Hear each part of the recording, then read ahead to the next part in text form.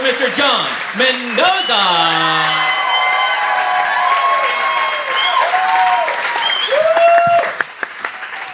Hey.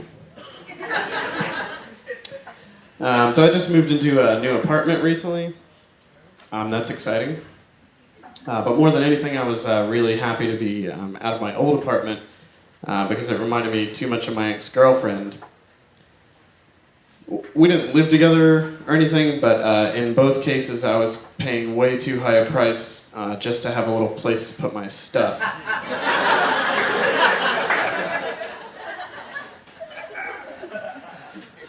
I got a lot of stuff.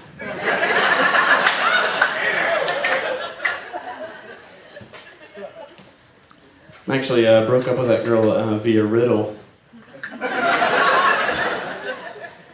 I told her the only difference between a man's laughter and manslaughter is a little space.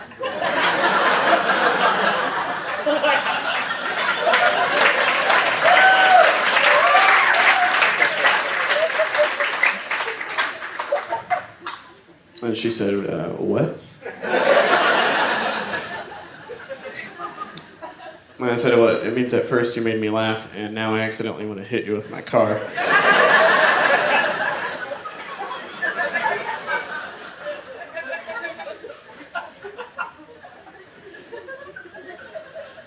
You ever seen those girls, they have those sweatpants that say pink on the back? Those are dumb. They should say pink on the front.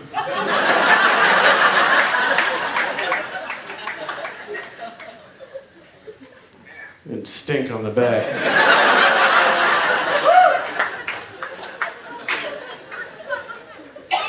And maybe a shirt that says jugs, you know? While we're labeling this shit, you know?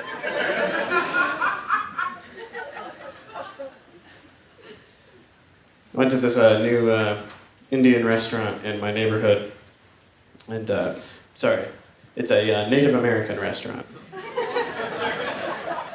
And they're always super crowded, you know, and so I went in and I asked the guy, I said, do you guys take reservations?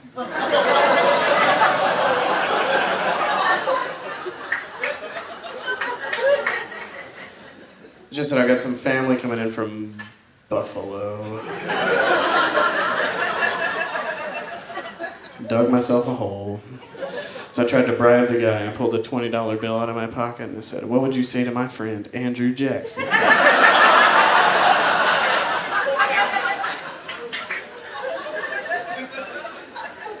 I said I'd tell him that the Indian Removal Act of 1830 was an act of genocide as it led directly to the Trail of Tears. I said, how about 2 10s?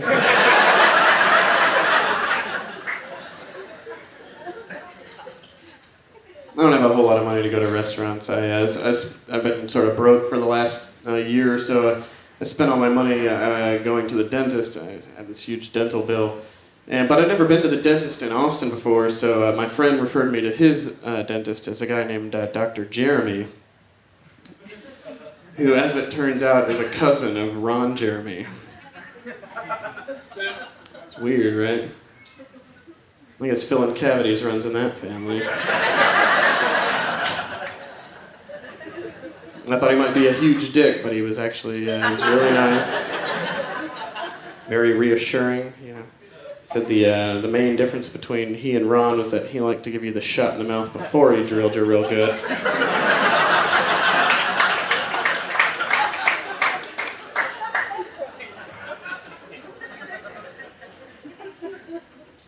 I was reading in the paper the other day about the country of Greece. There were people rioting in the streets in Greece because they didn't want the government to accept this $100 billion bailout because it basically screwed them on their pensions and their benefits for like the next 40 years. And I thought that was the major sticking point, you know. But it turns out part of the deal was that if they accepted the deal, they would have to change the name of the country from Greece to Greece 2.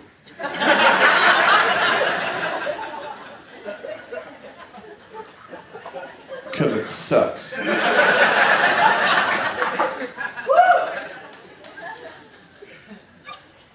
Did Did you guys ever get the feeling that Netflix sort of changed their attitude once they changed their prices, you know? So they used to say really nice things to me, you know, like suggestions for Jon, cerebral foreign dramas. Like, really? And then it has this little statement next to it that says, your taste preferences created this row.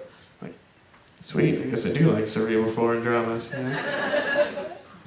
And then they changed the prices and now they're mean, you know? They say things to me like, suggestions for Jon, horrible formulaic sitcoms. Like, really? And now that statement says, every shitty decision you made in your life has led to this moment.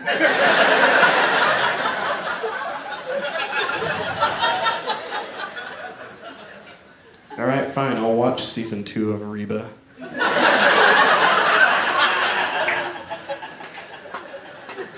I don't know what a lot of you are thinking. They made 2 seasons of Reba?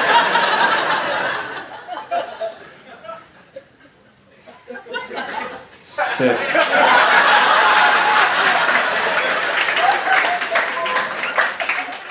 Six unbelievable seasons of Reba.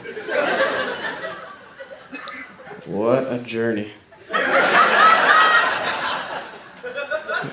I'll leave you guys on this. I was reading on the internet the other day about Louis Pasteur, and he's the guy that invented pasteurization. It's this process where they heat something up for an extended period of time and then they cool it down immediately so that it lasts longer. They do it to like beer and milk and stuff like that. And what amazes me is that they named it after the guy. Because I'd love to have something named after me. I bet you got lots of girls if you have something named after you. I bet Louis Pasteur got lots of girls. But he was kind of a prick too, you know? I could see him picking up a girl at a bar, taking her back to his place and sleeping with her. Whenever they're done, she's like, so Louis, how was it for you? He's like, yeah, it was fucking terrible. That was the worst. She's like, why would you say that? He's like, well, because that's what I do, is I heat things up for an extended period of time and I cool them down immediately. You've just been pasteurized.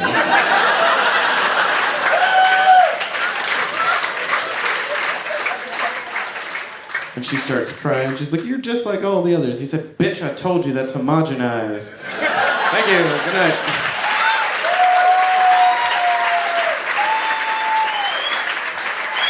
Jon Mendoza.